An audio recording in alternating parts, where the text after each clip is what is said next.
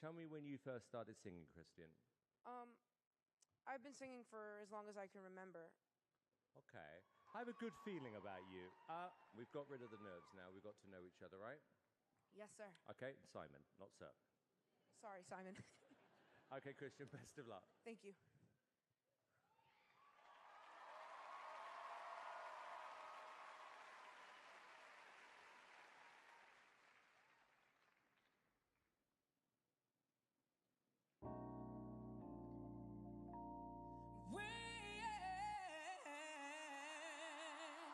Billions.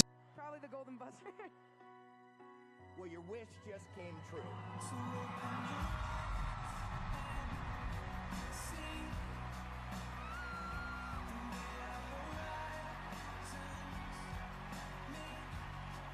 Billions.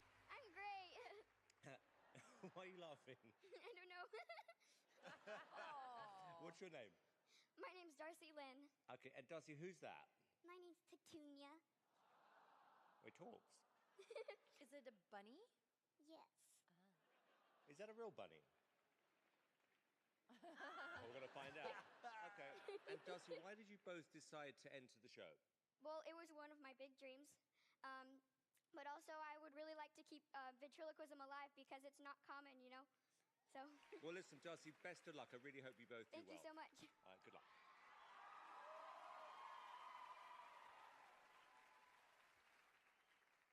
Are you ready? Yeah, I'm ready. Hit it. Wait, you're gonna sing? Mm-hmm. Oh boy.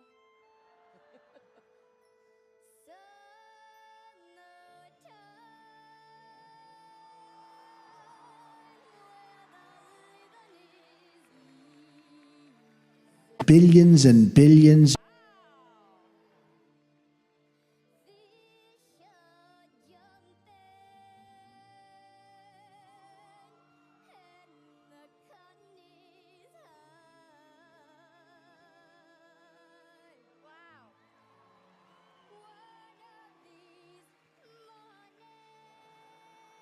Billions and billions. Billions and billions. Ladies and gentlemen, Wendy.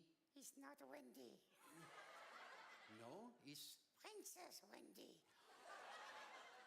the famous goes to Wendy Little's head. I met a Welsh corgi. No, you mean one of a dog of a queen? Yeah, Oh, is here? yeah. Oh, well, when are you going to marry? Next week.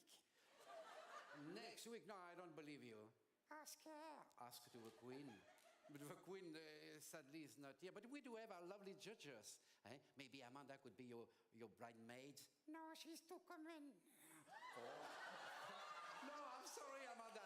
I'm sorry, but one of us just can teach you how to behave like a princess, how to be glamorous, to be regal, to be feminine. Like David.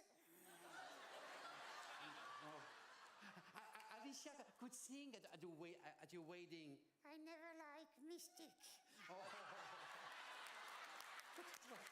American president had to say. My fellow citizens, at this hour, American and coalition forces are in the early stages of military operations to disarm Iraq, to free its people, and to defend the world from grave danger.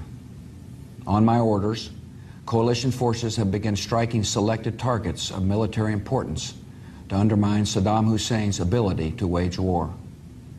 These are opening stages of what will be a broad and concerted campaign. More than 35 countries are giving crucial support, from the use of naval and air bases to help with intelligence and logistics to the deployment of combat units. Every nation in this coalition has chosen to bear the duty and share the honor of serving in our common defense. To all the men and women of the United States Armed Forces now in the Middle East. Billions and billions and billions and billions and billions and billions and billions and billions and billions and billions and billions and billions and billions and billions and billions and billions and billions and billions and the peace of a troubled world and the hopes of an oppressed people now depend on you. That trust is well placed. The enemies you confront will come to know your skill and bravery. The people you liberate will witness the honorable and decent spirit of the American military. In this conflict, America faces an enemy who has no regard for conventions of war or rules of morality. Saddam Hussein has placed Iraqi troops and equipment in civilian areas, attempting to use innocent men, women, and children as shields for his own military, a final atrocity against his people. I want Americans and all the world to know that coalition forces will make every effort to spare innocent civilians from harm. A campaign on the harsh terrain of a nation as large as California could be longer and more difficult than some predict. And helping Iraqis achieve a united, stable, and free country will require our sustained commitment. We come to Iraq with respect for its citizens, for their great civilization, and for the religious faiths they practice. We have no ambition in Iraq except to remove a threat and restore control of that country to its own people.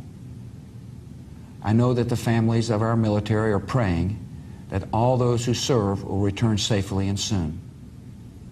Millions of Americans are praying with you for the safety of your loved ones and for the protection of the innocent. For your sacrifice, you have the gratitude and respect of the American people. And you can know that our forces will be coming home as soon as their work is done. Our nation enters this conflict reluctantly, yet our purpose is sure. The people of the United States and our friends and allies will not live at the mercy of an outlaw regime that threatens the peace with weapons of mass murder. We will meet that threat now with our Army, Air Force, Navy, Coast Guard, and Marines, so that we do not have to meet it later with armies of firefighters and police and doctors on the streets of our cities. Now that conflict has come, the only way to limit its duration is to apply decisive force. And I assure you, this will not be a campaign of half measures, and we will accept no outcome but victory. My fellow citizens, the dangers to our country and the world will be overcome. We will pass through this time of peril and carry on the work of peace. We will defend our freedom. We will bring freedom to others, and we will prevail. May God bless our country and all who defend her. George W. Bush speaking at what was the middle of the night Washington time. The American president addressed his people, indeed the entire world, shortly after the dawn strikes just outside the capital, Baghdad. The president, as you heard, said it was just the first stage of what would be a broad and concerted campaign. Well, since that address, we've heard very few official announcements from the United States. Let's go and try to get some more details from our correspondent, Nick